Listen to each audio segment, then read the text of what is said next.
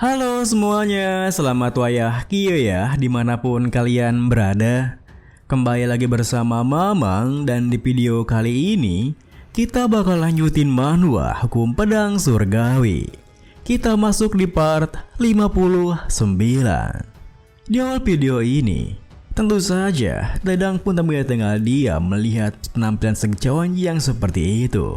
Hingga di saat Seng Cheonji menyapa Jeoka, Dadang segera mengambilkan pakaian miliknya. Saudara senior, aku membawakanmu sesuatu untuk dipakai.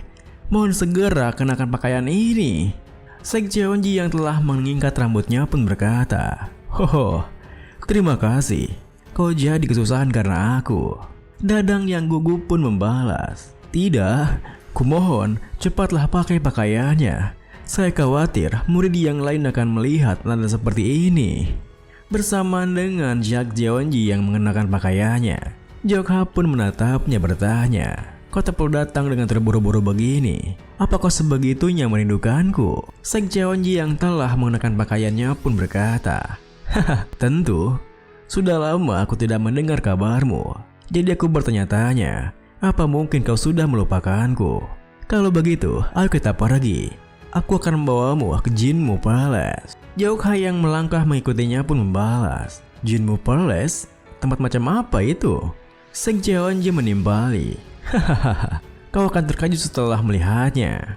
Mendengar percakapan mereka, Dadang yang terkejut bukan main pun segera melaporkannya pada pemimpin sekte udang yang biasa disebut dengan Master Tai Zhendron. "Pemimpin, Master telah menyambut orang luar. Dia adalah seorang anak muda. Beliau bahkan sampai berlari untuk menyapanya tanpa mengenakan jubahnya dengan benar. Dan beliau membawa orang luar tersebut ke Jinmu Palace. Saya melihat mereka menuju ke arah itu."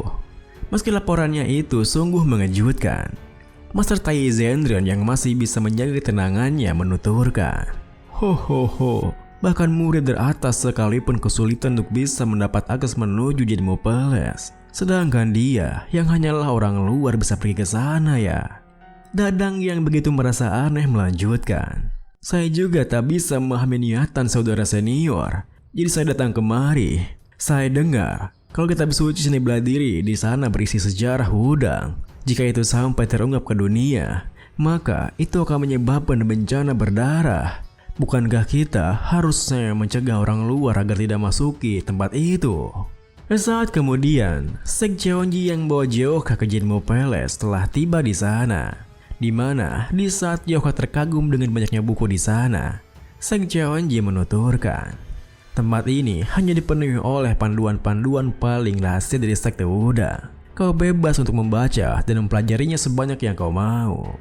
Jeokha yang melihat-lihat bukunya pun bertanya, "Tapi aku bahkan bukan bagian dari sekte udang.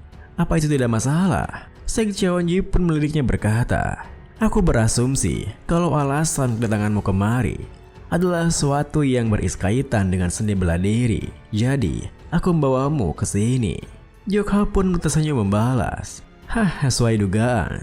Kau memang bukanlah orang biasa ya." Seng Cheonji yang tersanjung pun menjelaskan, "Memangnya apalagi yang bisa kita diskusikan selain bela diri? Kau bahkan telah memberikan pencerahan kepada seorang yang datang untuk menghabisimu. Aku hanya ingin mengikuti jalan hebat yang sama seperti dirimu. Tempat ini dipenuhi dengan panduan-panduan yang bisa memberi nasihat yang lebih baik daripada yang bisa kulakukan. Jadi, kau bebas untuk mencari di mana saja." Mendengar penjelasannya, Jeokha yang merasa senang pun berkata, "Baiklah, kalau begitu aku tidak akan menahan diri. Banyak sekali. Bisakah kau membantuku menemukan sesuatu yang berkaitan dengan telekinetic spiritual technique?"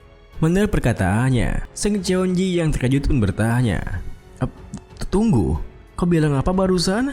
Jeokha yang merasa aneh dengan tingkahnya pun kembali mengatakan, "Telekinetic spiritual technique maksudmu?"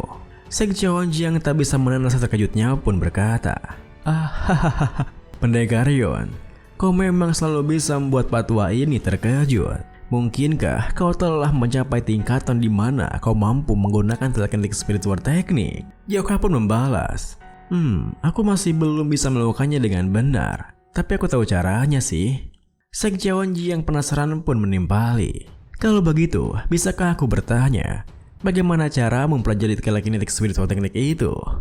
Dengan begitu, Jokha pun tak jadi melihat-lihat buku di sana, di mana ia duduk bercengkrama bersama dengan Sekte Onji untuk menceritakan bagaimana caranya ia bisa mempelajari telekinetik spiritual teknik. Lalu, setelah mendengar ceritanya, Sekte Onji yang tak bisa menelan rasa lucunya pun tertawa berkata, "Hahaha, tak kusangka kau sempat berduel dengan Heavenly Sword Supreme." Jokha yang merasa malu pun membalas, "Ya, aku tak bisa menyebutnya sebagai sebuah duel karena aku kabur darinya." Sembari menuangkan tehnya kembali, Sekte Onji yang punya pandangan tersendiri menimpali. Hanya ada segelintir orang di dunia murim yang mampu bertahan dari pedangnya. Kau bahkan mampu bertukar serangan dengannya. Itu mengesankan. Tak perlu merasa malu begitu.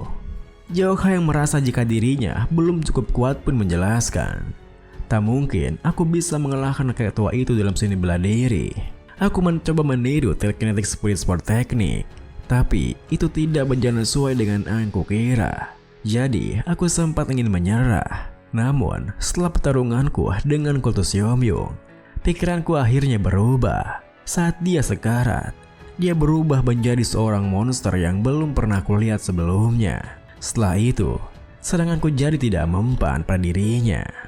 Mendengar hal itu, Sekte Onji yang terkejut bukan main pun karena berpendengarannya sontak bertanya, "Apa? Berubah menjadi monster?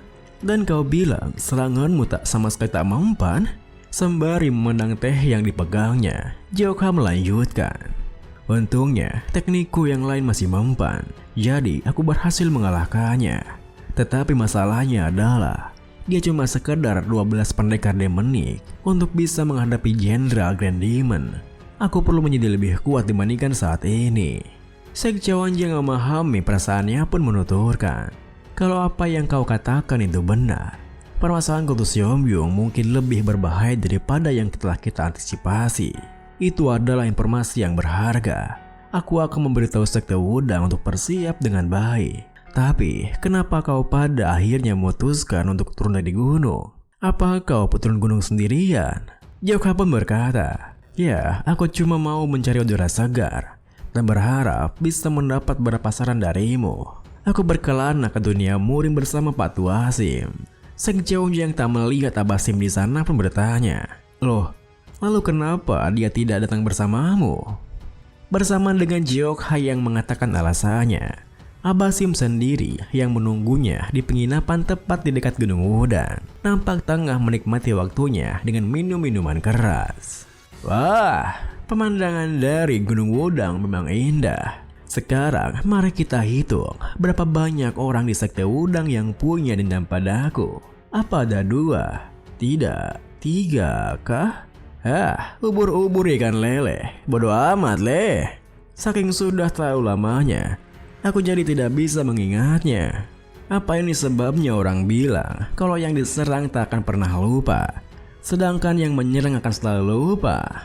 Sementara itu, mendengar alasannya, Sekte Onji yang tak menduganya pun tertawa canggung di sana. Kau membuat keputusan yang sangat bijak, Pendekar Yon. Lalu, karena mereka membahas Abasim, Jokha yang teringat dengan anggota persembunyian yang lain pun menuturkan, Iya, dan Gunung Wupeng juga sudah banyak berubah. Kebanyakan Hyungnim sudah turun dari gunung, karena mereka pada awalnya ke sana cuma untuk bertahan hidup. Jadi, sudah tak ada lagi alasan bagi mereka untuk menetap di sana." Sembari meminum tehnya, Sekte Onji pun berkata, "Kelihatannya Banit Union berakhir kehilangan beberapa talenta hebatnya. Bagi sekte ortodok dari dunia murim, itu adalah berkah yang hebat. Tetapi, bagi sang setering Hypnos Demon Lord, itu pasti sedikit merepotkan." Jokha yang mengingat bangsat pun membalas, "Tak perlu peduli soal patua itu. Dia sangat kuat. Aku sama sekali tak bisa menanganinya." Mendengar hal itu, Sekte Onji yang tak lagi terkejut pun menghela napasnya menimpali. "Hai, setelah Heavenly Sword Supreme, kau bahkan juga sempat beradu pedang dengan setering Hypnos Demon Lord. bertarung melawan 2 dari 10 master gladiator terkuat dan berhasil lolos sampai tanpa cedera membuatmu bahkan lebih mengesankan lagi. Alih-alih merasa senang dengan pujiannya, Yoka yang merasa rendah diri menuturkan, kalau mereka berdua melawanku dengan serius, aku pasti tak akan selamat. Setelah menghadapi mereka, aku kepikiran satu hal, kalau musuh yang kulawan di masa depan sama kuatnya seperti mereka, maka dengan kekuatanku saat ini, aku mungkin tak akan bisa melindungi apa-apa. Melihat tingkahnya yang seperti itu, Sekjeonji pun menyemangatinya dengan menjelaskan, tak perlu merasa putus asa begitu. Kau masih muda dan kau hanya akan berkembang menjadi semakin kuat. Selain itu, kau sudah tak sendirian lagi. Saudara-saudaramu dari Gunung Wupeng yang selalu kau lindungi selama ini, mereka sekarang akan menjadi kekuatan terhebat milik Pendekar Yeon. Kalau muncul musuh yang bahkan kesulitan untuk kalian dan rekan-rekanmu hadapi, aku juga akan melangkah maju untuk membantu. Aku yakin Saturn Hypnos Demon Lord juga merasakan hal yang sama. Jadi, jangan terlalu mengkhawatirkan musuh yang belum muncul. Mendengar hal itu, Jeokha yang merasa perasaannya sedikit membaik pun berkata, aku sudah tidak sendirian lagi ya. Itu benar-benar hal yang baik untuk didengar. Sembari bangkit dari duduknya, Sekjeonji membalas, namun terkadang ada beban yang perlu kau tangani sendirian. Itu sebabnya aku sangat memahami kekhawatiranmu. Bagaimana kalau kau tunjukkan padaku telekinetik spiritual teknikmu itu? Sembari mengambil pedangnya, Jeokha yang ikut berdiri pun menimpali. Baiklah, tapi aku masih belum bisa mengendalikan kekuatanku dengan benar. Jadi, aku tidak mau bertanggung jawab kalau kau sampai terluka, paham? Beberapa saat kemudian, Jeokha yang telah menunjukkan telekinetik spiritual tekniknya berkata, untuk sekarang, aku baru bisa menirunya sampai selevel ini. Sekjeonji yang terus memperhatikannya berpikir, tak bisa dipercaya, dia benar-benar melakukan telekinetik spiritual teknik. Terlebih, dia sudah melampaui level seorang yang tak bisa mengendalikannya. Aku tak bisa melihat kekurangannya. Anak ini, apa dia berniat untuk menggunakan telekinetik spiritual teknik di level yang sama seperti Hypnos Sword Supreme? Di saat Sekjeonji berpikir seperti itu, Jeokha yang bersiap untuk menyerang pun berteriak, akan kukatakan lagi, aku tak bisa mengendalikan kekuatanku dengan benar. Jadi, berhati-hatilah. Ini dia. Tepat setelah mengatakan itu, Jeokha pun mengontrol pedangnya untuk menyerang Sekjeonji. Hingga Sekjeonji sendiri yang segera bersiap berkata, jangan khawatir Pendekar Yeon. Sejak kembali ke Wudang, aku sudah sepenuhnya mengabdikan diriku untuk berlatih. Aku akan menunjukkan padamu semua yang telah aku capai. Aku tak akan kalah semudah itu. Namun, di saat pedangnya bertabrakan, Sekjeonji malah dibuat terkejut ketika menyadari kekuatan yang luar biasa dari teknik telekinetik sport tekniknya. Saking kuatnya kekuatan tersebut, Sekjeonji pun bahkan terdorong mundur dengan kuat, hingga menimbulkan sebuah ledakan besar tatkala bertabrakan dengan gunung batu di belakangnya. Tentu saja, hal itu juga membuat Jeokha terkejut, hingga langsung berlari untuk melihat keadaan Sekjeonji. Lah, Paman Sekjeonji! Paman, kau baik-baik saja kan? Kalau kau tak bisa menahannya, kau seharusnya menghindar atuh. Maaf, aku tak bisa mengendalikan kekuatanku. Sekjeonji yang tak terluka parah pun berkata, hahaha, aku tidak apa-apa. Untung saja aku menabrak gunung. Kalau aku sampai merusak Jinmo Palace, pemimpin sekte pasti akan mengeluarkanku. Kau terus saja melampaui ekspektasiku dalam waktu yang singkat. Telekinetik spiritual teknik itu sudah luar biasa dan tidak membutuhkan nasihat dariku. Jeokha yang merasa lega pun membalas, baiklah, lagi pula aku datang cuma untuk berjaga-jaga, dan karena aku bisa melihat wajahmu, itu sudah cukup bagiku. Mendengar hal itu, bersamaan dengan sinar mentari sore yang menyinari Jeokha, Sekjeonji tersenyum menimpali. Di mana ada mata, di sana ada pikiran. Di mana ada pikiran, di sana ada haki. Kita terbentuk oleh gerakan pikiran. Jadi, ketika pikiran itu bergerak, maka haki juga akan bergerak. Bangkit, jatuh, terpisah, menyatu. Semua itu terjadi berdasarkan kehendak pikiran. Pikiran pada dasarnya adalah haki. Oleh karena itu, dengan menyelaraskan ki dengan segala hal, seseorang perlahan-lahan akan menguasai pedang. Dengan begitu, berkat perkataan Seng Cheonji, Jeokha pun mengalami pencerahan untuk menyempurnakan teknik telekinetik sport tekniknya. Hingga Jeokha pun bermalam di sana agar bisa mencobanya tanpa hambatan. Keesokan sorenya, Abasim yang gabut menunggu Jeokha pun memutuskan untuk memancing sembari menggerutu. Kapan tuan muda akan turun? Aku sudah mabuk-mabukan kemarin. Jadi hari ini aku seharian memancing.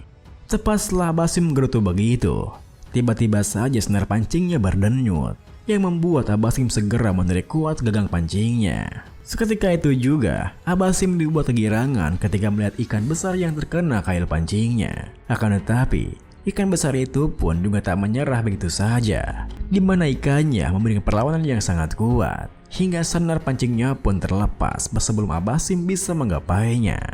Namun, belum sempat ikannya kembali ke dalam air, tiba-tiba saja ada sebuah pedang yang melesat menembus tubuhnya, yang tentu saja membuat Abasim terperanjat. Pedang? Mustahil. Pidana pun diakhiri dengan, di tengah keterkejutannya, Jeokha yang berhasil menyempurnakan teknik telekinetik speed sword-nya muncul mendekat sembari berkata, "Jadi, ikan itu mau kau panggang atau kau rebus? Digulaimu padang aja nggak sih? Hidang hete udang tak terlalu begitu cocok dengan selera aku."